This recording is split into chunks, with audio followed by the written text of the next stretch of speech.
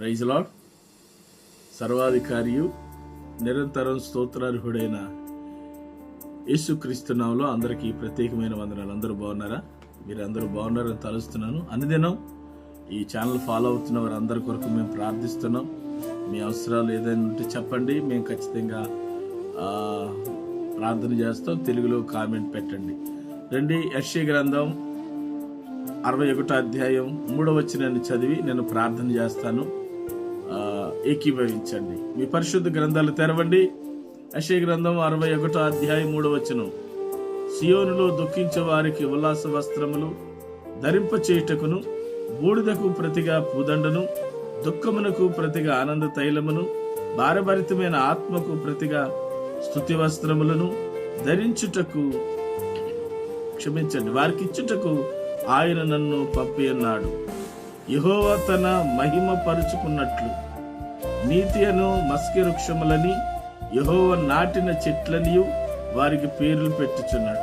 ప్రియులారా, జాగ్రత్తగా దేవుని వాక్యాన్ని ఆలకించినట్లయితే ఒక చక్కటి అద్భుతమైన మాట ఇక్కడ రాయబడి ఉన్నది.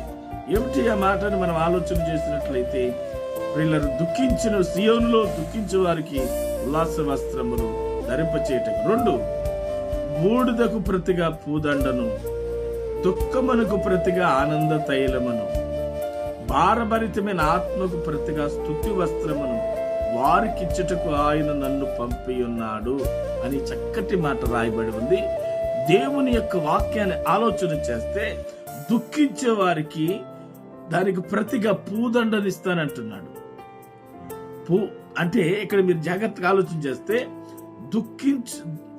ఆయన అంటున్నాడు, బూడిదకు ప్రతిగా పూదండనిస్తానని చెప్తున్నాడు.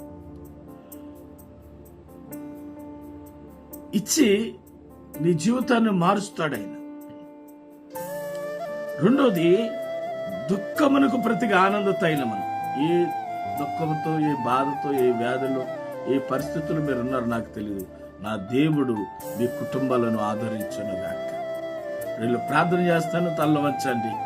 ప్రేమ కలిగిన తండ్రి, దయగలిగిన యేసయ్య, మీ ఘనమైన శ్రేష్టమైన నామానికి వందనాలు. ఈ వాక్యం విన్న బిడ్డలందరికీ మీ కృపా సన్నిధి తోడుగా ఉంచండి అయ్యా. వారిలో ఉన్న ప్రతి బలహీనత నుండి విడిపించండి. నెమ్మది, సమాధానం, ఆయుస్సు, ఆరోగ్యం దయచేయండి. వారి ప్రయాణాల్లో తోడుగొనండి. వారి చేతి పనులు మీరు దీవించండి. వారి ప్రతి కోరికను నెరవేర్చండి అయ్యా. ఇదిగో నా తండ్రి, మీ పిల్లలు వారి యొక్క ఉద్దేశాలన్నీ మీరు సఫలపరచండి. వారికి మంచి ఆరోగ్యములను, మనశ్శాంతి, నెమ్మదిని దయచేయండి. వారు చేయ ప్రతి ప్రయత్నంలో మీరు సఫలపరచండి. బిడ్డలు ఎగ్జామ్స్ రాసే బిడ్డలకు ఎగ్జామ్స్ లో తోడుగొనండి. నిరుద్యోగులకు మంచి ఉద్యోగులను మీరు దయచేయండి తండ్రి. కుటుంబాలను మీరు దీవించి కట్టండి. వారిని బలపరచండి. ఆయుస్సు, ఆరోగ్యమును దయచేయండి తండ్రి. ఛానల్ ఫాలో అవుతున్న బిడ్డలందరినీ వారిని వారి కుటుంబాల నిండారుగా దీవించి ఆశీర్వదించమని అనేది నువ్వు చేయి ప్రార్థన వారికి దేవునికరంగా ఉంచమని యేసు నామమున అడుగుతున్నాం తండ్రి. ఆమేన్. God bless you. దేవుడు మిమ్మల్ని దీవించును గాక.